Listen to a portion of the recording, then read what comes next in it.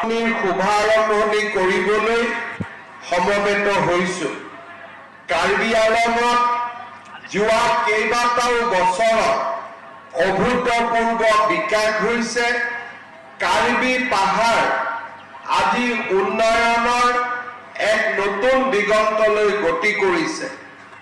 আমাৰ মুখ্য কাৰ্যবাহী সদস্য তুলিৰাম ৰংহাৰ ডাঙৰীয়াৰ নেতৃত্বত আজি কাৰ্বি আংলঙৰ চাৰিওফালে আমি বিকাশৰ এক নতুন দিগন্ত দেখা পাইছোঁ। আজি কাৰ্বি আংলঙৰ বিকাশৰ সৈতে সংগতি ৰাখি আমাৰ কাৰ্বি আংলং জিলাৰ অংগনবাদী চেণ্টাৰসমূহত আমি যাতে শিশুসকলক সকলো ধৰণৰ সুবিধা আগবঢ়াব পাৰোঁ, তাৰ বাবে বিভিন্ন শিক্ষণ সামগ্ৰী বিতৰণৰ বাবে আজি আমি ইয়াত উপস্থিত হৈছোঁ। শাৰীৰিক বিকাশৰ বাবে অতিকৈ প্ৰয়োজনীয় উপাদান হৈছে ক্ৰীড়া, খেলা ধূলা আৰু শিক্ষণ সামগ্ৰীয়ে শিশুসকলৰ সংখ্যাগত জ্ঞান আৰু সমস্যা সমাধানৰ দক্ষতাৰ বিকাশত সহায় কৰে। আজি আমি কাৰ্বি আংলং জিলাৰ অংগনবাদী কেন্দ্ৰসমূহৰ মাজত অত্যাৱশ্যকীয় সামগ্ৰী, কিতাপৰ চেল্ফ, চিত্ৰাংকন, কাৰ্যকলাপৰ কিট, শিক্ষণ আৰু খেলাৰ kit, non magnetic writing board, duster, marker, pen, display, pinning board, medicine kit, pre school kit, anganwadi কৰ্মী আৰু সহায়কাৰীৰ বাবে ইউনিফৰ্ম, প্ৰি স্কুল ইউনিফৰ্ম আৰু পানী ফিল্টাৰ আদি বিতৰণ কৰিম।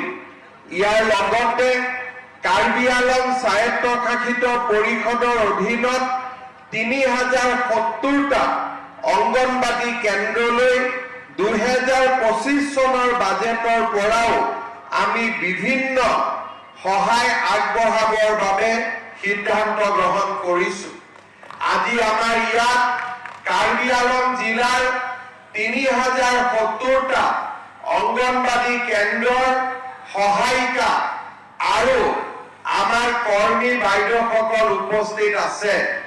আজি বহুদিনৰ পৰা আমাৰ কাৰ্বি আংলঙৰ লগতে অসমৰ অংগনবাদী কৰ্মী আৰু সহায়িকা বাইদেউসকলে তেওঁলোকৰ দৰমহা বৃদ্ধিৰ বাবে আমাৰ চৰকাৰক অনুৰোধ জনাই আহিছিলে।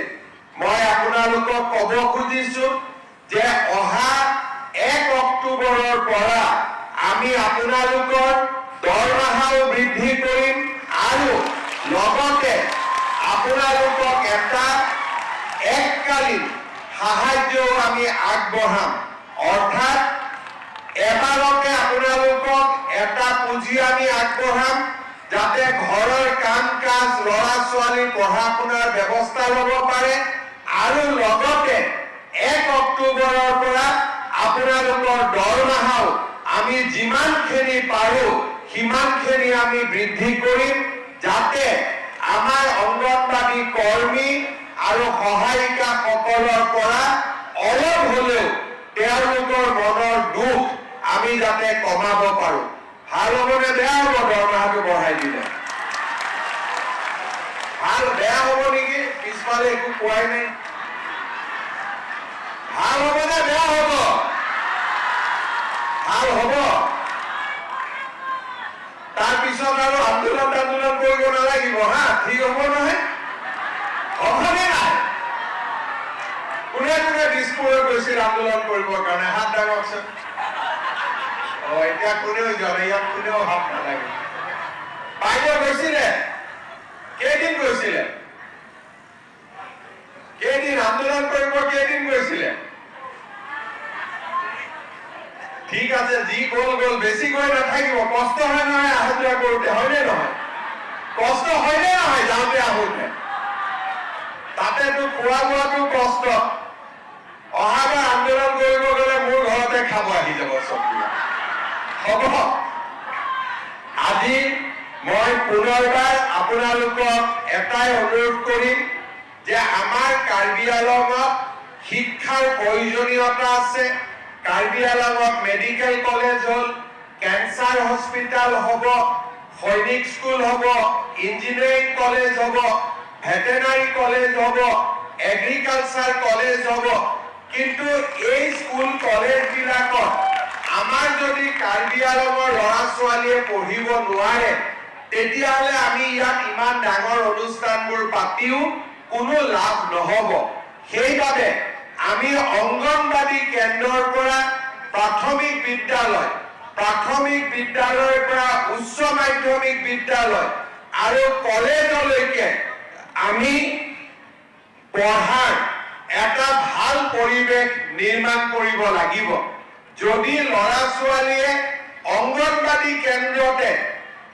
পঢ়াৰ ওপৰত আকৰ্ষিত হয় আৰু পঢ়াক তেওঁলোকে জীৱনৰ লগত সমাহিত কৰি লয় তেতিয়ালে আগলৈ আমি তেওঁলোকক আগুৱাই লৈ যাব পাৰিম আমাৰ অসমীয়াত এটা কথা আছে যে যি মূলা বাঢ়ে তাৰ দুপাততে চিন অৰ্থাৎ সৰুতে আপোনালোকে পঢ়াই শুনাই ল'ৰা ছোৱালীক যি পৰিৱেশলৈকে লৈ যাব তেনেকৈ ল'ৰা ছোৱালী আগবাঢ়ি যাব সেইকাৰণে মই অংগনবাদী কৰ্মী আৰু সহায়িকা বাইদেউসকলক ল'ৰা ছোৱালীৰ পুষ্টি সাধন যাতে ৱেট মেজাৰমেণ্টৰ পৰা গোটেই কামবোৰ আমি কৰিব পাৰোঁ চৰকাৰৰ পৰা অহা খাদ্য দ্ৰব্য ল'ৰা ছোৱালীৰ মাজত সুন্দৰ কৰি বিতৰণ আৰু ল'ৰা ছোৱালীক লাহে লাহে পঢ়া শুনাৰ কাৰণে